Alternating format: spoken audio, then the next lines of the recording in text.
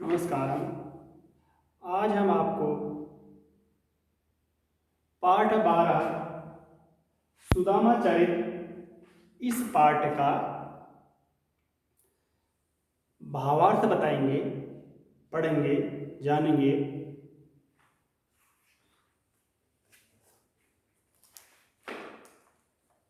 भावार्थ इस प्रकार है। पहले हम इसका वाचन करेंगे एक एक पैराग्राफ करके, फिर उसका भावार्थ साथ साथ में पढ़ते रहेंगे। भावार्थ पहले इसका वाचन करता हूँ। शीस पगान जगा तन में प्रभु जाने को आई बसे के ग्रामा। धोती फटी सिलटी दुपटी और पाय उपान को नहीं श्यामा। इस पाठ में बताया गया है कि सुदामा चरित में कृष्ण और सुदामा बचपन के दोस्त थे। दोनों एक ही गुरुकुल आश्रम में पढ़ा करते थे। संदीपन उनके गुरु थे, उस आश्रम में पढ़ते थे वह मुनि के पास। और दोनों एक साथ शिक्षा दीक्षा लेने के बाद कुछ समय अपने अपने गृहस्थ जीवन में रहते हैं। इससे सुदामा जो बहुत दयनीय स्थिति होती है सुदामा की, बहुत गरीब होते हैं। और इधर जो श्री कृष्ण भगवान होते हैं वह द्वारिका के धीश हो जाते हैं, द्वारिका के राजा हो जाते हैं, द्वारिकाधीश जिनको कहा जाता है। और इधर सुदामा की बहुत गरीब दशा है, बहुत दयनीय स्थिति है उनकी, बहुत गरीब स्थिति में रहते हैं। और अब उन्होंने बताया था कि अपनी पत्नी को, मेरी मित्र द्वारिकाधीश हैं, तो पत्नी उनको बार बार बोलती है कि आप कहते हो कि मेरे मित्र श्री कृष्ण भगवान हैं द्वारिकाधीश, आप उधर क्यों नहीं जाते हो? आप उनके पास कुछ मांगने क्यों नहीं जाते हो? आप इतनी गरीबी में हम क्यों रह रहे हैं? आपके मित्र हैं तो कुछ वो सहायता आपके करेंगे ही। तो एक दिन बार बार कहने पर सुदामा, उनकी पत्नी के सुदामा को, लेकिन सुदामा का मानते नहीं है। जो एक दिन उनका मन बन जाता है कि चले जाते हैं, और वह एक दिन जाते हैं सुदामा कृष्ण भगवान से मिलने के लिए। और उनकी पत्नी उनके श्री कृष्ण भगवान के लिए एक पोटरी में चावल बांध देती है। और तो उनके घर में कुछ होता ही नहीं है। रोज इधर उधर से भिक्षा मांग करके वह क्या करते थे, भिक्षा मांग करके वह अपना जीवन यापन करते थे। बहुत खराब स्थिति थी उनके। और वहां पे जाते हैं, श्री कृष्ण के दरबार में जाते हैं, तो अब वहां द्वारपाल देखता है सुदामा को द्वारपाल देखते हैं। तो अब वह द्वारिकाधीश को संदेश दे रहा है। द्वारपाल कह रहा है, शीस पगान जगा तन में प्रभु जाने को आई बसे के ही ग्रामा। शीस पगा, जिसकी कैसे शीस में पगा। पगा का मतलब यहाँ पे क्या है? पगड़ी। पगा का अर्थ क्या होता है? पगड़ी। और झगा, पगड़ी और झगा, ढीला कुर्ता है जिसका तन में, जिसके तन में क्या नहीं है? शीस पगा, शीस में पगड़ी नहीं है, झगा तन में। और कुर्ता है तो वह कैसा है? बहुत ढीला है। प्रभु जानी को आहि बसे के ही ग्रामा। और इस प्रकार की स्थिति में कि भगवान किसी गांव में रहते होंगे, कहाँ रहते होंगे? जाने को आहि बसे कृषि गामा। और वह किसी गांव में रहते होंगे। इस प्रकार उनको मिलने के लिए क्या आए हैं? वह आए हैं सुदामा कृष्ण भगवान से मिलने के लिए। धोती फटी सी लटी दुपटी। और द्वारपाल बता रहा है कि आपसे मिलने के लिए आए हैं महाराज। धोती जिनकी क्या है? फटी है। धोती फटी लटी दुपट्टी। और क्या है? धोती फटी है, दुपट्टा लटका है, पहना हुआ है उन्हें, अंगोछा। दुपट्टा का मतलब क्या होता है? अंगोछा, गमछा। और पाए उपा नहीं को नहीं सामा। और पाए उपा नहीं को नहीं सामा। और उनके पैरों में कुछ भी, उपान है का मतलब होता है जूता। क्या हुआ? उपान है का मतलब जूता। कोई चप्पल जूता नहीं है उनके पैर में।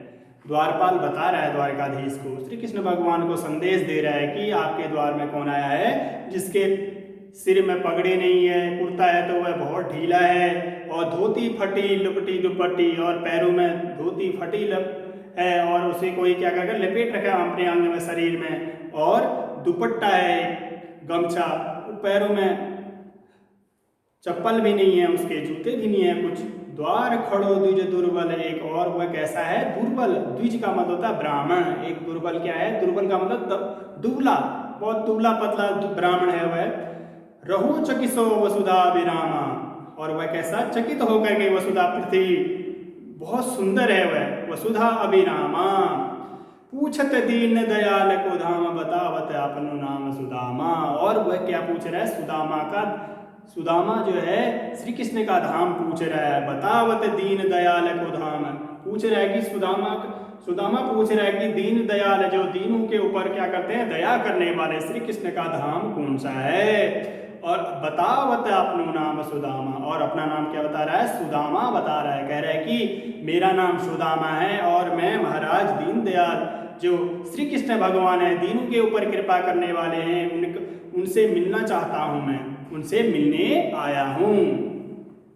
ऐसे बेहाल विवाहिनी सो, महाराज फिर कह रहे हैं कि ऐसे बेहाल विवाह नहीं कह रहे, ऐसे बेहाल में आया है वह जिसके पैरों में क्या है विवाहिनी, जो इसके पैर क्या है फटे हैं, चप्पल है ही नहीं उनके पैरों में, क्या है फटे हैं पैर, उनके पैर में क्या है फटे हुए हैं, मिट्टी लगी है, कंकड़ लगे हुए हैं, पग कंटक जाल लगे पुनि जोई, और उनके पैरों में क्या लगे हैं जा कंकड़ लगे हुए हैं, कांटे चुभे हुए हैं पैरों में, क्योंकि इतना लंबा रास्ता तय करके आए थे वह रास्ते में, और कभी इतनी गरीबी थी कि वह जूते चप्पल तक नहीं पहना करते, उनके पास थे नहीं जूते चप्पल नहीं हुआ करते थे, बहुत गरीबी की स्थिति में रहते थे वह सुदामा। हाय महादुख पायो सखा तुम आए तन कितने दिन खोए। अब ऐसे स्थिति में देख करके जब वह सुदामा को देख करके श्री कृष्ण भगवान जाते हैं तो और उनसे पूछते हैं कि अब वह उनको मिलने के लिए जाते हैं, जब द्वारकाधीश बताते हैं आपके द्वार में कोई आया है, तो श्री कृष्ण भगवान दौड़े दौड़े उनके पास है सुदामा के पास जाते हैं, और सुदामा को क्या कर लेते हैं गले लगा लेते हैं। सुदामा नाम सुनते ही जैसे द्वारपाल बताता है कि सुदामा नाम का कोई विप्र आया है, ब्राह्मण आया है महाराज आपसे मिलने के लिए, तो तुरंत जो है वह दौड़ते हुए जाते हैं श्री कृष्ण भगवान सुदामा की ओर। अब इधर कृष्ण भगवान मिलते हैं, उनसे गले लगाते हैं, करें हाय महादुख पायो सखा तुम आए इतने कितने दिन खोए। कृष्ण भगवान उनको गले लगा करके कहते हैं महाराज कितने दिन हो गए आपको, आप आए नहीं, कभी मिले नहीं मुझे, इतने कितने दिन खोए, आप इतने दिन तक कहाँ रहे, आप आज आ रहे हो, आप इतने दिन तक कहाँ थे सुदामा। उस समय कोई टेलीफोन मोबाइल वगैरह नहीं चलते थे, उस समय केवल ऐसे ही लोग संपर्क में ऐसे जब मिलना होता था कभी कभार मिलते थे, उस समय कोई फोन के द्वारा कहाँ है क्या है, फेसबुक व्हाट्सएप कोई नंबर नहीं हुआ करता था। तो उस जमाने में तो वो तो श्री कृष्ण भगवान तो साक्षात ब्रह्म थे, वो तो जानते ही थे कि सुदामा की ऐसी स्थिति है, लेकिन फिर उस जमाने कहने का तात्पर्य है कि उस जमाने में संचार की कोई व्यवस्था नहीं थी, तो वो तो बहुत पुरानी बात है। तो फिर कह रहे हैं भगवान कह रहे हैं आप इतने दिनों तक क्यों नहीं आए, कह रहे हैं देखी सुदामा की दीन दशा करुणा करके करुणा निधि रोए। जब उनने गले लगाया उसको, बोला महाराज गले लगाया उनको, बोले आप इतने दिन तक कहाँ थे, देखी सुदामा की दीन दशा, इस प्रकार की दशा को देख करके, सुदामा की दशा को देख करके कृष्ण जो करुणा निधि है, करुणा निधि का मतलब है जो करुणा के सागर हैं, निधि का मतलब है सागर, जो करुणा के सागर हैं वह रो गए उनकी उसकी दशा को देख करके, उसकी स्थिति को देख करके। करुणा निधि रोए, और करुणा करने वाले श्री कृष्ण भगवान भी उसकी स्थिति दशा को देख करके रो पड़े। आँख पानी परातों को हाथ छोयो नहीं नैनन के जल सो पग धोए, और उन्होंने पानी के इतना रो दिए कि इतने आंसू बहा दिए, उन्हें अपने पैर पानी का परात मंगाया हुआ था, और उस परात को तो उन्हें छुआ ही नहीं, उनके अपने आंसुओं से सुदामा के पैर धो दिए। नैनन के जल सो पग धोए, अपने नैनों के ही जल से क्या कर दिया उन्होंने, आंसू से क्या कर दिया पैर धो दिए सुदामा के। कछु अब पैर धोने के बाद फिर श्री कृष्ण भगवान सुदामा को कह रहे हैं कि सुदामा को कह रहे हैं कुछ भाभी हमको दियो। कुछ भाभी ने कुछ हमें दिया होगा, मेरे लिए कुछ दिया होगा, कुछ दिया तो नहीं है। सो तुम काहे न देत, आप कुछ क्यों नहीं बता रहे, आप मुझे क्यों नहीं दे रहे हो। मुझे लगता है कि बस भाभी ने मेरे लिए कुछ दिया होगा, क्योंकि वह तो त्रिकालज्ञ थे, तीनों कालों के बारे में जानने वाले थे। वो तो जानते थे कि कुछ न कुछ दिया होगा मेरे लिए भाभी ने, वह जानने वाले। लेकिन वहाँ पे सुदामा को शर्म लग रही थी कि मैं चावल की पोटली लाया हूँ, वह दे नहीं रहे थे। चापी पोटरी काख में, और वह उन्होंने जो पोटरी दी हुई थी कहाँ छुपाई हुई थी, यहाँ पोटरी काख में छुपाई हुई थी। रहे कहो देखिए, तो अब उन्होंने सुदामा के काख में जो पोटली छुपाई हुई थी कृष्ण भगवान ने उनको देख लिया और उनको बोला कि ये किस लिए रखी है आपने यहाँ पे। फिर बोलते हैं आज फिर वह इस बात की याद दिला रहे, कह रहे हैं कि आगे चना गुरु मात दिए लय तुम चाप हमें नहीं दीने। तुम इस प्रकार से मेरे से छुपा रहे हो इस पोटली को चावल की, आप पहले भी ऐसे करते आ रहे थे, आपको याद है। कह रहे हैं आगे चना गुरु मात दिए लय तुम चाप हमें नहीं दीने। जब हम सांदीपनि मुनि के आश्रम में, गुरु के आश्रम में रहा करते थे, तो एक बार गुरु माता ने हमें जंगल जब भेजा था लकड़ी तोड़ने के लिए, वहाँ भी बरसात हो रही थी और बरसात में मुझे आप हम दोनों को बहुत ठंड लग रही थी। आपने चुपके से चने खा लिए और मैंने पूछा सुदामा क्या क्या खा रहे हो, तो आपने बोला मेरे ठंड के मारे जो है, ठंड की वजह से मेरे जो है दांत ठिठिड़ा रहे हैं। आपने वहाँ मेरे को झूठ बोला था, तुम चाह भी हमें नहीं दी रहे, और वहाँ भी आपने चने खाए ऐसे और मेरे को नहीं दिए।